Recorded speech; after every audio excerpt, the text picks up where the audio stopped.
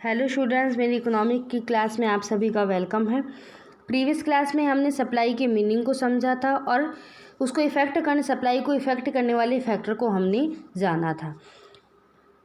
इससे पहले हम लॉ ऑफ डिमांड के बारे में भी पढ़ चुके हैं। लॉ ऑफ डिमांड में हमने देखा था कि प्राइस के इंक्रीज़ होने पर डिमांड कम होती है। आज के हमारी क्लास में हम लॉ ऑफ सप्लाई पढ़ेंगे। सप्लाई में हम देखते हैं कि एक प्रोड्यूसर या सेलर के पॉइंट ऑफ व्यू से हम समझते हैं तो वहाँ हम देखेंगे कि जितनी ज़्यादा प्राइस बढ़ेगी वो माल उतना ही ज़्यादा बेचेगा। प्राइस के कम होने पर कोई भी दुकानदार या कोई भी सेलर अपने माल को नहीं बेचता है। तो यहाँ हम देखेंगे कि the law of supply express the relation between the price of A commodity and supply. तो आज हम देखेंगे कि लॉ ऑफ सप्लाई में कि रिलेशन देखा जाएगा प्राइस और सप्लाई के बीच में। In simple word, the law of supply state that other things remain the same. Other आप सभी चीज़ें जो है इनको आप सेम रखिए, चेंज नहीं करना है, केवल आप प्राइस और सप्लाई के बारे में देखिए। व्हेन प्राइस राइज यानी जब प्राइस बढ़ जाती है, सप्लाई एक्सटेंड सप्लाई भी क्या हो जाती है, बढ़ जाती है। एंड व्हेन प्राइस फैल्स तो सप्लाई इज़ कॉन्स्टेंट, वो भी क्या हो जाती है, कम हो जाती है। It express the function relationship between the quantity supplied of a specific goods and its price in a given time। तो यहाँ हम देखेंगे कि एक फंक्शनल रिलेशनशिप देखेंगे किसके बीच में, क्वांटिटी ऑफ डिमांड और प्राइस के बीच में। तो यहाँ ये फंक्शन बताया गया एस एक्स के बारे में, यानी कहा गया है एक्स एक्स। तो एक्स का मतलब है कोई भी कॉमोडिटी और एस का मतलब है सप्लाई। एफ का मतलब है आपके यहाँ पे फंक्शन और पी एक्स का मतलब है कि कोई भी एक्स वस्तु की प्राइस के बारे में आपको बताया गया। Other things being constant the supply increase with A rise in the price. जब हम यहाँ देखेंगे कि जैसे जैसे प्राइस इंक्रीज होगी सप्लाई भी हमारी क्या हो जाएगी, इंक्रीज हो जाएगी, यही कहा गया है। And decrease with a fall in price, they show that there is a direct relationship between the price and the supply of a commodity। तो बहुत ही ध्यान देने वाली बात है कि लॉ ऑफ डिमांड में हम एक मेन बात यही देखते हैं कि डायरेक्ट रिलेशनशिप रहता है बिटवीन किसके बीच में, प्राइस और सप्लाई के बीच में। डायरेक्ट रिलेशनशिप रहता है लॉ ऑफ डिमांड में। लॉ ऑफ प्राइस में, लॉ ऑफ डिमांड में हम देखते हैं कि प्राइस और डिमांड में इन्वर्स रिलेशन रहता है और सप्लाई में क्या होता है, एक डायरेक्ट रिलेशनशिप रहता है। अगर मैं आपको डायग्राम बताऊं तो डायग्राम कुछ इस तरीके से बनेगा कि जैसे जैसे प्राइस है यहाँ पे, प्राइस बढ़ेगी तो सप्लाई भी क्या होगी, बढ़ेगी। प्राइस बढ़ेगी सप्लाई बढ़ेगी, तो ये पॉजिटिव रिलेशनशिप रहता है। Thus the law of supply explain that the price and supply of a commodity move in same direction। Move क्या करते हैं, ये सेम डायरेक्शन में करते हैं। That is price of a commodity is directly and positive relationship supply of goods। ये बहुत important बात है। आई होप समझ में आ रही होगी, बहुत ही सिंपल सी चीज़ है। यहाँ पे एक आपको टेबल और एक कर्व के द्वारा आपको समझाया गया है कि अगर कोई भी कॉमोडिटी की प्राइस अगर 10 रुपये है तो क्वांटिटी ऑफ सप्लाई कितनी है, 300 रुपये। 10 रुपये में केवल वो 300 ही अमाउंट बेचे, 300 ही क्वांटिटी बेचने के लिए तैयार है। अगर उसी चीज़ की आप 400 रुपये दे दो तो वह है 600 क्वांटिटी आपको बेचने के लिए तैयार है। तो यहाँ हम देखेंगे धीरे धीरे जिस तरीके से प्राइस इंक्रीज़ होती जा रही, प्राइस क्या हो रही है, इंक्रीज़ हो रही है।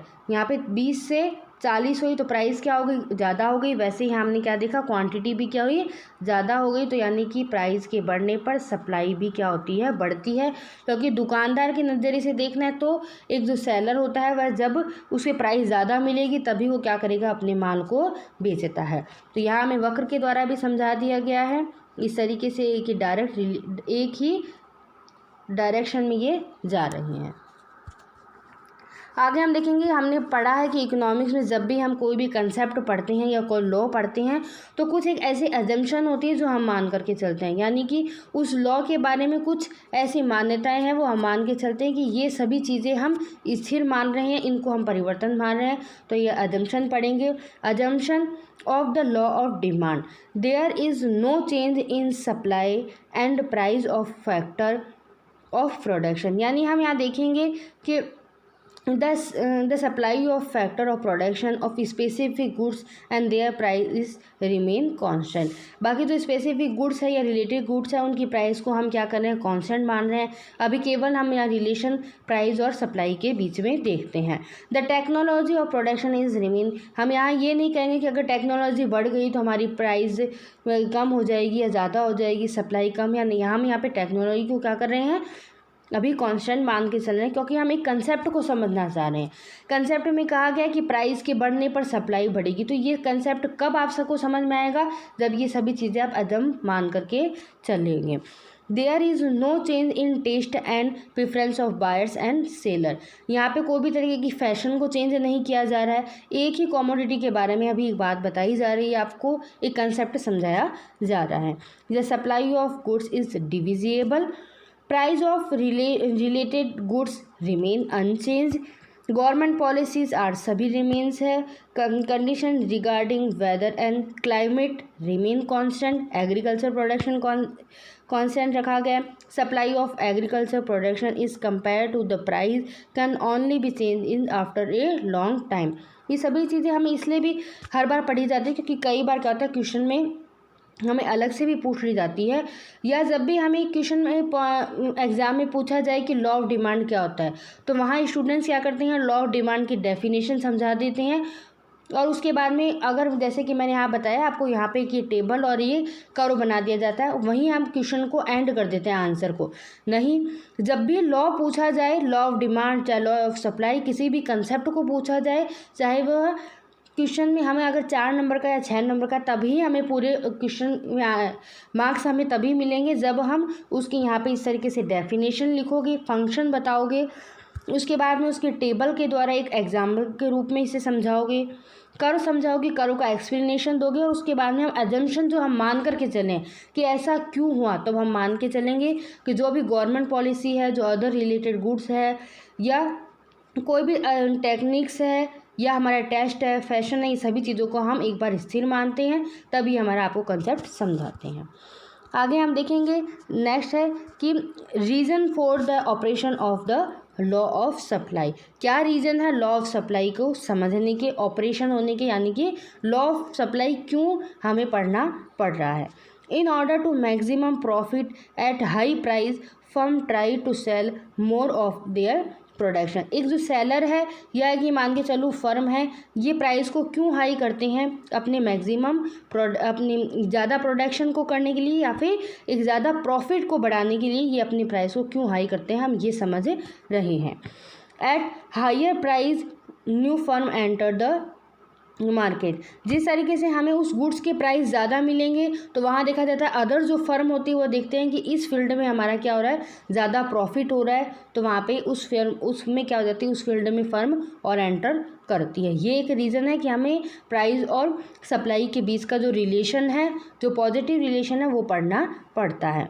In the long run the supply of all the factor input is variable, this make is easier to increase the supply of the commodity. I hope समझ में आया होगा। आगे हम पढ़ते हैं कि supply schedule and supply curve, बहुत ही इजी टॉपिक है, ये सब चीज़ें हम डिमांड में पढ़ के आए हैं, बस अभी हमें एक सप्लायर के पॉइंट ऑफ व्यू से हमें समझना है कि supply schedule can be considered on the base of law of supply. 2 types के हम देखेंगे, इंडिविजुअल फर्म और मार्केट सप्लाई। एक इंडिविजुअल फर्म यानी कि मैं केवल एक फर्म, जैसे कि फर्म का नाम दिया मैंने राम, तो वो राम की फर्म है, उस केवल उसी के पॉइंट ऑफ व्यू से मैं सप्लाई के बारे में मैं देखूं, या मैं कहूँ पूरे मार्केट में कितने सप्लायर है, वहाँ पे हम देखोगे ABC फर्म भी है, राम श्याम फर्म, तो ये सभी को अगर मैं इंक्लूड कर दूँ तो पूरी क्या हो जाएगी, मार्केट की सप्लाई हो जाएगी। जहाँ तक कि शेड्यूल है यानी कि मैं एक तालिका के द्वारा समझाऊँ, और जहाँ कर्व की बात आती है वहाँ यानी कि एक वक्र द्वारा आपको समझाया जाता है। बहुत इजी है। सबसे पहले हम देखते हैं इंडिविजुअल सप्लाई या इंडिविजुअल कर्व के बारे में। Individual supply schedule depends the available quantity supplied at market price on specific times. For example, supply of biscuit by two firm A and B is shown in a schedule. The schedule given below show the quantity of biscuit that are supplied by two firm at different price. यानी यहाँ कहा गया है कि firm ए और firm B दोनों अलग अलग, इन दोनों की अलग अलग बताई गई आपको कि 10 रुपये में वह 20 पैकेट बेचना चाह रहा है, और वही बी है जो 10 रुपये में केवल 10 पैकेट ही बेचना चाह रहा है। तो ये दोनों की जब अलग अलग बताई जाती है तो वह क्या कहलाती है? इंडिविजुअल डिमांड, इंडिविजुअल सप्लाई आपको बताई जाती है। जैसे कि यहाँ मैंने आपको कर्व ही बता दिया है, तो कर्व में भी हम समझ सकते हैं किस तरीके से तालिका बनेगी। तो यहाँ कहा गया है कि 10 रुपये में जो ए फर्म है, 10 रुपये में ए फर्म है, वह यहाँ पे आपकी 150 क्वांटिटी बेचना चाहती है। वही जो बी है वह 10 रुपये में कितने बिस्कुट के पैकेट बेचना चाहती है? 400। तो ये इंडिविजुअली हम दोनों का देख रहे हैं, फर्म ए और फर्म बी का। आई होप समझ में आ रहा होगा। वही 20 रुपये में जो ए फर्म है वह 400 क्वांटिटी बेच रही है, वही 20 रुपये में जो बी फर्म है वह 600 क्वांटिटी बेच रही है। तो यहाँ हम अलग अलग दोनों की स्टडी कर रहे हैं, वो क्या कहला रहा है? इंडिविजुअल फर्म सप्लाई देख रहे हैं। तो the curve shown the relation between the price and quantity supply is positive slope. The curve is known as individual firm supply. तो ये इंडिविजुअली दोनों की आपको बताई जा रही है। आगे कहा गया market supply schedule and market supply curve के बारे में यहाँ बताया गया है। तो एक टेबल शोन कर दी जाए तो वह क्या कहलाएगी? आपकी एक शेड्यूल कहलाती है। वहीं मैं अगर आपको ए और बी दोनों का एक साथ मर्ज करके मैं आपको कर्व बताऊं, जैसे कि ये यहाँ पे ए और बी दोनों का बताया गया है। वहाँ हमने देखा था कि ए है जो 10 रुपये में बेच रहा था 200, और वही जो बी है, बी बेच रहा था 10 रुपये में 400। ठीक है, तो ये दोनों मिलाकर कितनी हो गई? 600। तो यानी 10 रुपये में टोटल कितनी हो रही है? ये 600 की मार्केट में सप्लाई हो रही है। यानी या तो आप देखो कि आपकी एक खुद की दुकान में कितना माल आ रहा है, तो वो हो जाएगी इंडिविजुअल डिमांड। उसको मैं अगर तालिका से समझाऊँ तो शेड्यूल कहला देगी, अगर कर्व से समझाऊँ तो वो वक्र से समझाऊँ तो आपका कर्व कहला देगा। आप ही के पास वाली दुकान, या मैं ये कहूँ पूरे ही मार्केट में उसी बिस्कुट की कितनी सप्लाई हो रही है एजेंसी के द्वारा, तो वो क्या कहलाएगी? मार्केट सप्लाई कहलाएगी। आई होप आप सभी को समझ में आया होगा। आज का हमारा टॉपिक यहीं ख़त्म होता है। तो यहाँ हमने आज लॉ ऑफ डिमांड को समझा और लॉ ऑफ सप्लाई को समझा, और सप्लाई के 2 टाइप्स के हमने कर्व देखे जो कि इंडिविजुअल और मार्केट होते हैं। नेक्स्ट क्लास में हम फिर एक नए टॉपिक के साथ में समझेंगे इस कंसेप्ट को। Thank you.